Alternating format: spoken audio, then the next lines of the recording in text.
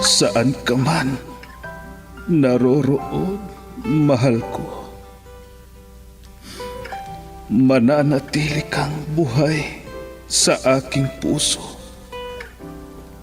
Ramdam kita sa bawat sandali. Dahil buhay na buhay ka sa himig ng pag-ibig. Himig ng pag-ibig. I need your love, you brighten up my day. Isang himig na maging gabay sa mga taong wagas na nagmamahalan. Duyan ng malabahagharing pag-ibig na hihili sa puso at pakiramdam. Himig ng pag-ibig. Isang dula na kung saan iikot ang iba't ibang kwento na inyong mapapakinggan mula Lunes hanggang Sabado. Sa pluma at direksyon ni Luvimin Aquino.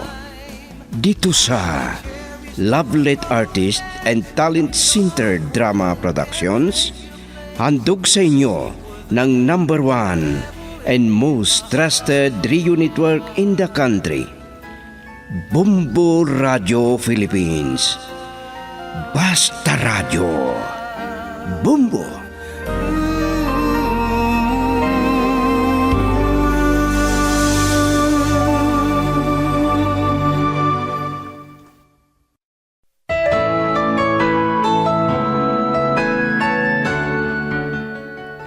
Mula sa Lovelet Artist and Talent Center Drama Productions, inihandog sa inyo ng #1 and most trusted radio network in the country, Bumbo Radio Philippines, ang unang bahagi ng isang linggong kasaysayan na pinamagatang Kung May Babalik Ko Sana.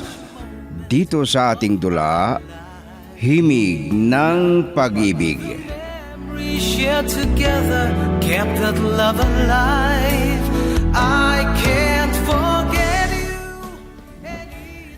Bakit nagkakagulo ang mga nurse? Ano ang nangyari? Runa, naiiyak ka ba? Isang bagong panganak na sanggol sa isang kwarto dito sa ospital, Mami. Iniwan ng ina. Paano niyo sinasabi na iniwan ng ina ang sanggol? Baka nasa banyo ang ina. Pumunta na ang mga gwardya sa banyo, pero wala. Wala kayang nakakita sa kanya. Pwede siguro nung hating gabing natutulog ang mga gaya niyang pasyente. At yun, pumuslit siya. Dumaan sa likod at hindi napansin ng gwardya. At gaya nating mga nurse. Ay, hindi na nakonsensya ang ina na iniwan ang anak niya. Anong pusong mayroon siya? Naiiyak ako sa awa ko sa kanya. Ay, nalaman na ito ng direktor ng ospital. Ay, oo nga pala. Di ba kahapon pa pumunta sa Maynila? Oras na pala nang pag-uwi mo. Sige po, Mami. Baka sakaling mahabol ko pa si Melandro. Anong oras? Wala pa ang 5:00 Hindi ka man lang pasundo sa kanya.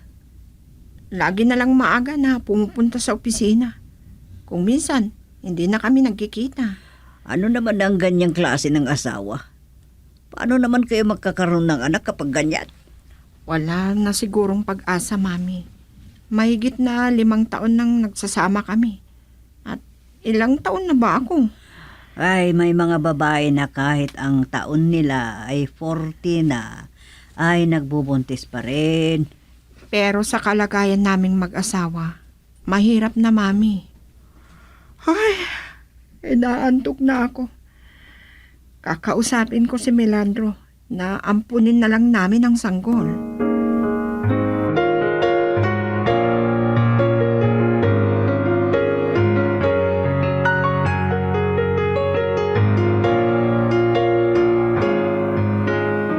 Nakabihis na ako nalalabas, Rona. At yan ang isasalubong mo sa akin. Wala pa akong tulog, Melandro. Naawa ako dun sa sanggol. Lalaking walang magigisnan na ina. Kaya kung ano ang desisyon ng ospital, ay ampunin na lang natin. Hindi ko gusto. Naiintindihan mo, ha? Hindi ako papayag. Bakit nagagalit ka sa akin? Gusto ko na nanggaling sa akin ang ating anak. Ayaw kong magampon. Hindi natin alam kung anong klase ng pagkatao ang kanyang pamilya. Baka maging sakit ng ulo sa atin. Paano na mangyari na magkaroon tayo ng anak? Alam mo namang nawala ng pag-asa. Huwag mong ipabaon sa akin ng luha mo. Importante ang transaksyon ko ngayon. Sige.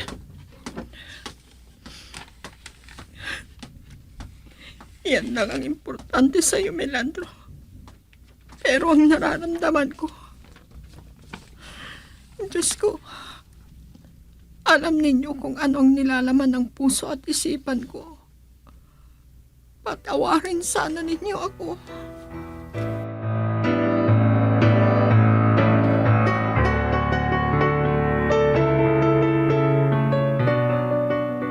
Ang bilis naman ninyo na nakapagluto, Lolo Paheng. Bakit parang nagmamadali kayo? Ay, kanina pa sana ko aalis para makarami ng bibilhin ko na ibenta ko doon sa junk shop para may pera tayo. Ay, pasensya na kayo, Lolo Paeng. Hindi ako maaga na kumigising. Sana ako na lang ang nagluto. Naiintindihan kita. Napapagod ka sa pag-aaral. Siya, mauna na ako at mamaya na ako maliligo. Oo nga pala, iiwan ko ang baon mo sa iyong kwarto.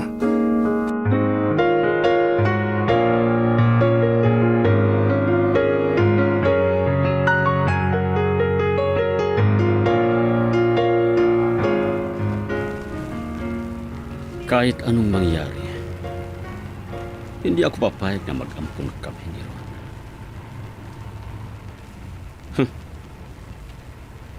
Naalala ko naman ang pagsutil sa akin ng mga kaibigan ko.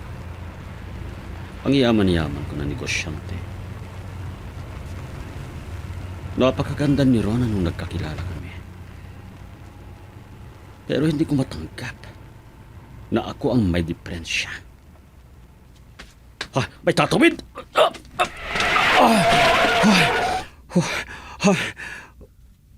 Nabangga ko!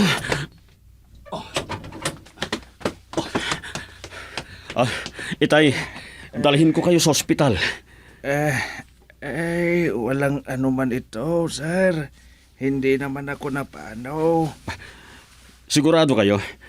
Ang mabuti niyan, iwanan niyo na yung napakalumang bisikleta niyo. Huwag kayong mag-alala, sir. Tingnan niyo. Wala akong sugat. Sige, kayo pong bahala. Ibibigay ko sa inyong calling card ko para matawagan niyo ako. O kayo yung address ko. Nandyan na rin yung number ko, ha? Pwede niyo akong tawagan. Bigyan ko kayo ng pera.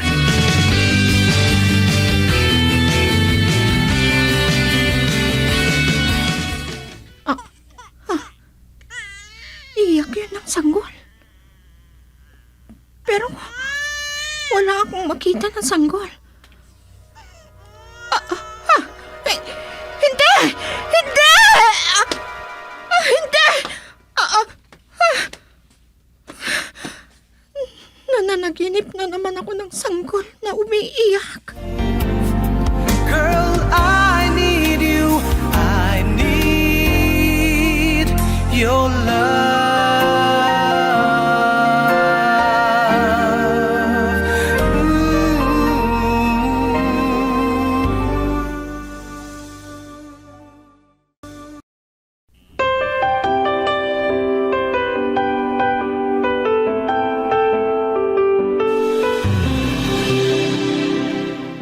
Lagpas na pala ng tanghalian, Mami Carmela. Kaya pala, nagutom ako nung magising ako. Hindi ka ba kumain kanina nung umuwi ka? Hindi, dahil natulog ako nang makaalis si Melandro.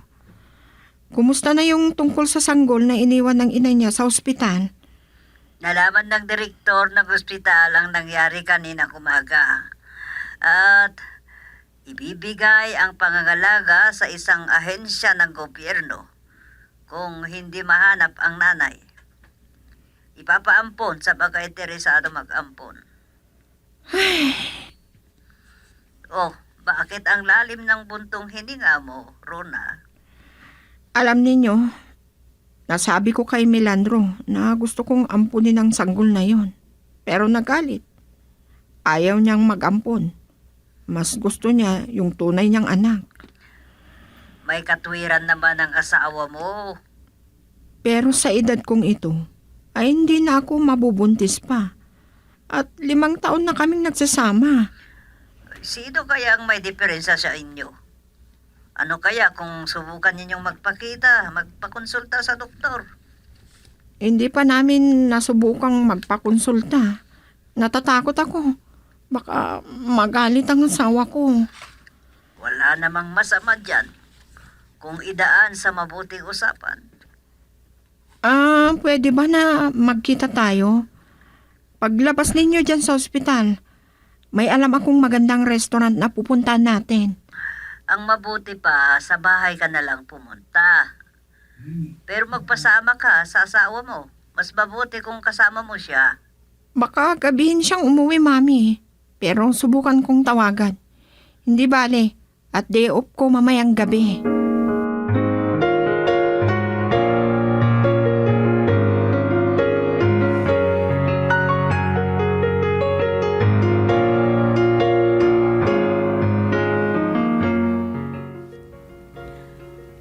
Muntik na pala kayong madisgrasya, Lolo. Ano kaya kung tumigil na kayo sa pangangalakal ninyo para kumuha na lang ng ibenta ninyo sa junk shop? Paano na ang pamumuhay natin? At saan tayo kukuha ng gagastusin mo sa iyong pag-aaral? Kahit tumigil muna ako sa pag-aaral, Lolo. Ay, may pangako ako noon sa inay mo. Kaya kahit matanda na ako, ay pagsisikapan ko na pag-aralin ka. Lolo, kung magtrabaho ako sa araw at saka ako mag-aral sa gabi, pwede siguro. Mahihirapan ka, Apo. Baka mapabayaan mo lang ang iyong pag-aaral at baka makakuha ka pa ng sakit kung lagi kang magpupuyat. Pero Huwag ka nang mag-alala dahil wala namang masamang nangyari sa akin. At nag-iingat ako o kaya mag-iingat ako sa susunod. oo nga pala, Lolo. Ano ang pangalan nung muntik na nakadisgrasya sa inyo? Ay, hindi ko na maalala. Pero sandali lang. May ibinigay siya. At may ibinigay pa siyang pera na mampagamot ko. Eto. Ha? Oh. Ang dami niyan. Magkano yan, Lolo? Ay, Ay, hala, 5,000. Mayaman ang muntik na kabangga sa inyo. Ito ang pangalan niya. Melandro Melendres. Ay, parang nadaanan ko ang gusali na yun ay, ang itsura niya talagang mayaman. Disente ang pananamit niya at maganda ang sasakyan niya.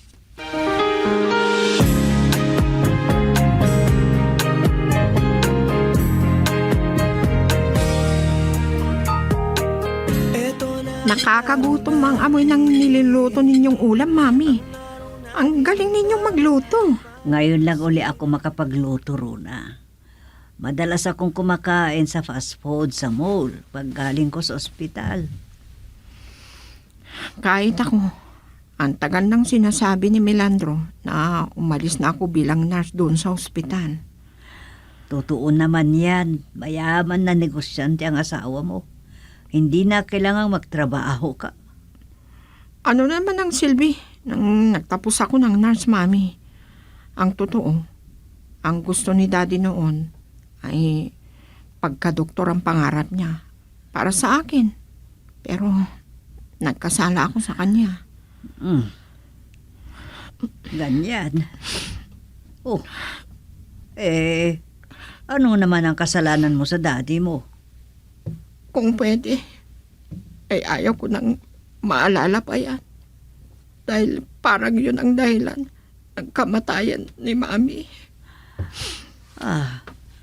Mas siya, ikinalulungkot ko. Hindi ko sinasadya nasaktan ang damdamin mo. O sige, kumain na tayo. Saka natin ituloy ang pag-uusap natin. Girl, I need you. I need your love.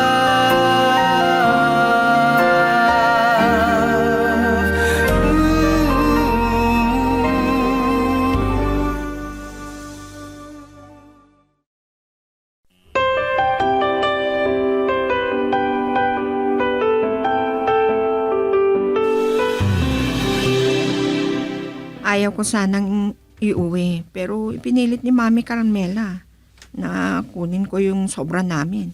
Dahil wala namang ibang kakain. Parang hindi ako makakain.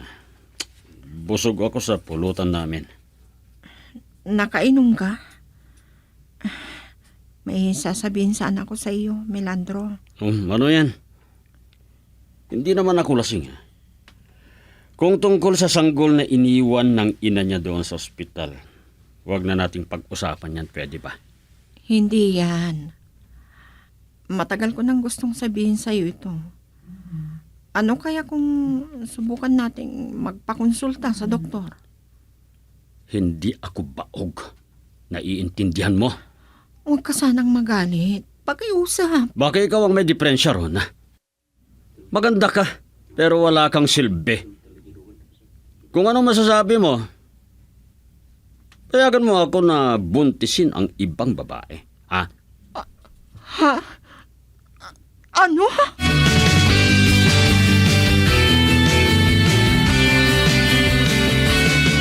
Nakatulog na si Melandro. Kung alam mo lang sana, nakagawa ako ng isang malaking pagkakamali na ako lang ang nakakaalam. At pagkatapos, magkasunod na namatay sina Daddy at Mami. Gusto ko sanang ipagtapat ito kay Mami Carmela. Pero natatakot ako.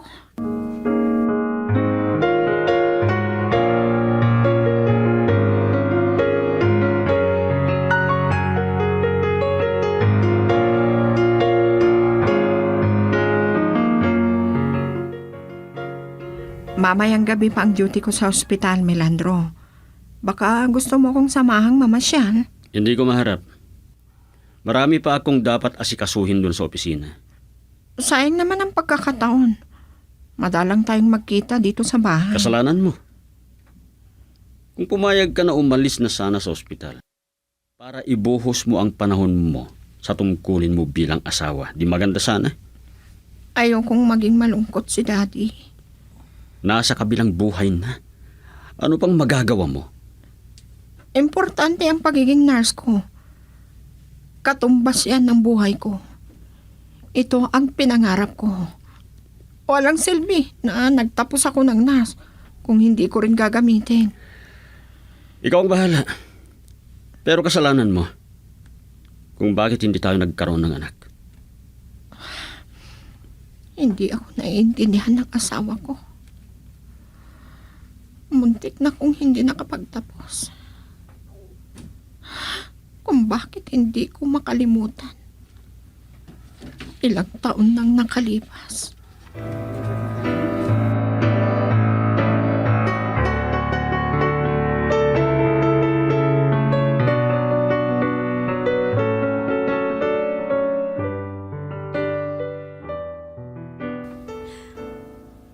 Pumayag na kayo, Lolo Paeng. Ayaw kong mahirapan po kayo. May pangako ako noon sa iyong ina at kailangan na to pa rin ko. At kahit mamatay na ako, basta makapagtapos ka. Lolo, hindi yung kamatayan ang sinasabi nyo. Wala namang ibang pupuntahan, kundi dyan, apaw. Pero hindi pa sa ganitong panahon. Gusto ko po tatagal ang buhay nyo.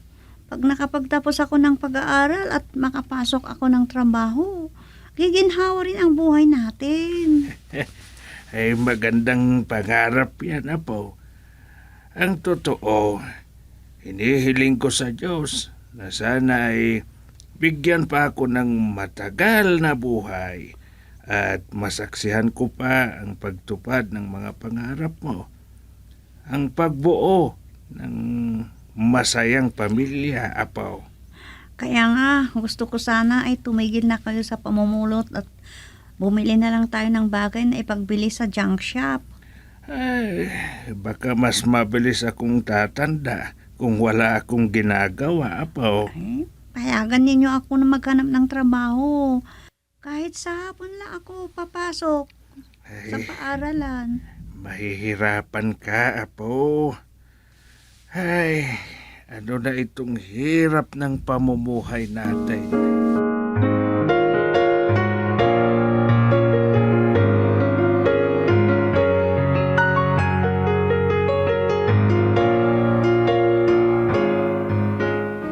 Kahit nalulungkot ka, maganda ka pa rin. Oo, may problema ka na naman.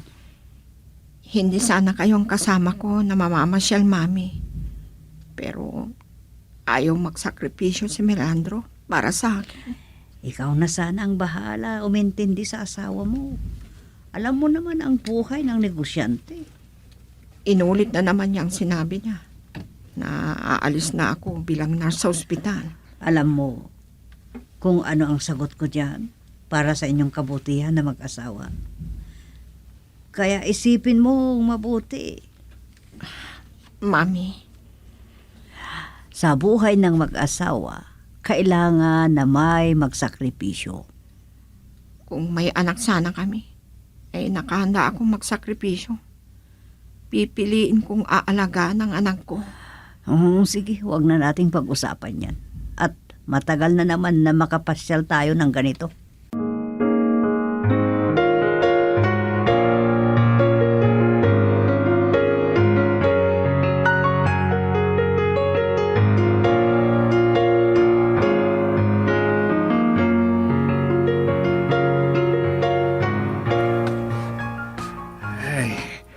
Talagang nahirapan akong maiakyat ang bisikleta ko sa parte ng kalsadang ito.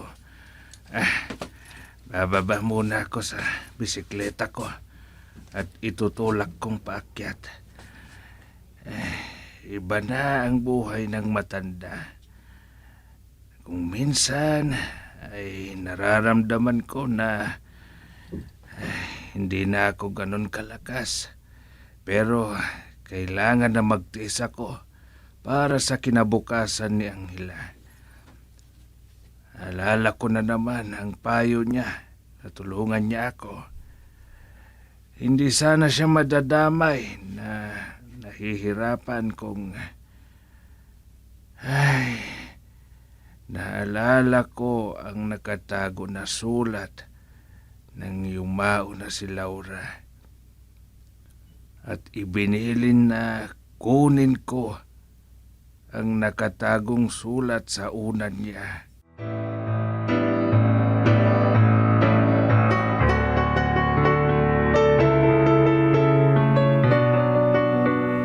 Maamon na naman. Kaya walang masakyan na tricycle. Napakadilim na. May 5 lalaki na nakastambay sa harap ng paaralan. Parang sinusundan nila ako. Bilisan ko ang paglakad. Habulin yata ako. Masyado ako kinakabahan. May masama yatang balak nila sa akin. Diyos ko, ilayo po na niyo ako sa mga kapahamakan. Demonyo yata ang mga yan. Napakabilis ang sakyan na dumarating. Nasisilaw ako sa ilaw. Girl, I need you